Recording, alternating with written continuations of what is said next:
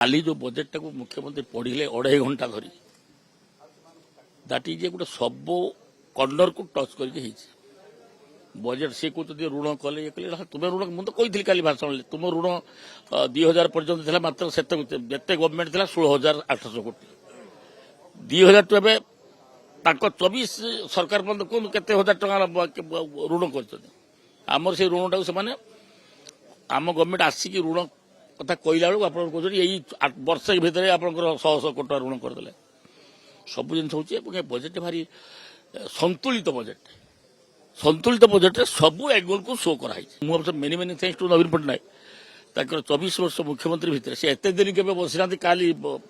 Opposition सीट्रे 2.5 घंटा से budget शुणा बसले से कौन बुझे आम जानूना ता भर से कहीदे भल देख सब एंगल को आप देख निश्चित सब पॉइंट को टच कराई बजेट।